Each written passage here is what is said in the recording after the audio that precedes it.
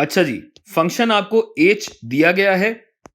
इन चारों में से कौन कौन से दौरानिये ऐसे हैं जिन पे MVT यानी मीन वैल्यू थ्योरम लगता है? मीन वैल्यू थ्योरम से अगर आप वाकिफ ना हो तो मीन वैल्यू थ्योरम पे खान एकेडमी की वीडियोस मुलाहिजा फरमाएं, जिन्हें देखकर आपको पता लग जाएगा कि नंबर 1, अगर फंक्शन किसी खुले दौरानिये a, b पे डिफरेंशिएबल हो, काबिल डिफरेंशिएशन हो, यानी फंक्शन की ढलान वजूद रखती हो और निकाली जा सकती हो।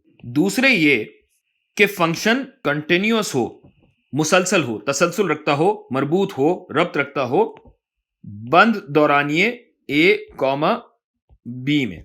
अगर ऐसा है, अगर किसी फंक्शन में ये दोनों शराइत पूरी हो रही हैं तो उस फंक्शन पर मीन वैल्यू थ्योरम लग सकता है।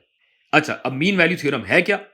ये थ्योरम कहता है कि ये जो दौरानिया है ना आपके पास, यानी अगर फंक्शन ऐसा है, थोड़ा सा टेढ़ा बना है माजरत के साथ, ये a है और ये b है, ये थ्योरम कहता है कि a से b के दौरानिये में एक पॉइंट c ऐसा होगा कि जिसकी ढलान, यानी यहां टेंजेंट अगर मैं बनाता हूं इसको, ये देखिए, इसकी ढलान औसत शरह तब्दीली यानी एवरेज रेट ऑफ चेंज के बराबर होगी।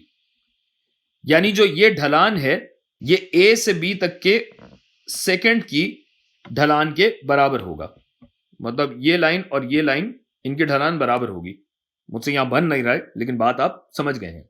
अच्छा भाई, अब इस वीडियो में हमें ये पॉइंट C निकालना नहीं है, हमें सिर्फ ये बताना है कि इन मुख्तलिफ दौरानियों पे MVT लागू होगा या नहीं।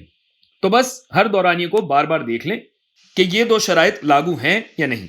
तो जनाब, पहले वाले दौरानिये में यानी -5 से -1 तक के दौरानिये में तो सीधा सीधा फंक्शन का तसलसल ही टूट रहा है -3 पे, लिहाजा यहां MVT लागू नहीं होगा। अच्छा जी, अब आ जाइए दूसरे वाले पे। तो दूसरा वाला शुरू होता है -1 से और यह जाता है 3 तक। अब इस दौरान फंक्शन मरबूत भी है और इसकी ढलान भी निकल सकती है, और ढलान यहां कांस्टेंट है, लिहाजा ये वाली बात भी दुरुस्त होगी।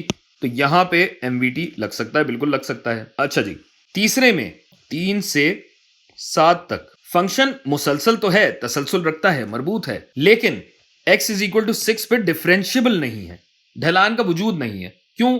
क्योंकि ढलान आप ये लेंगे या ये लेंगे या ये ढलान लेंगे या ये ढलान लेंगे, क्या लेंगे? लिहाजा नंबर 3 तो गयो। अच्छा जी, अब आ जाएं -3 से 2 तक के दौरानिये पे।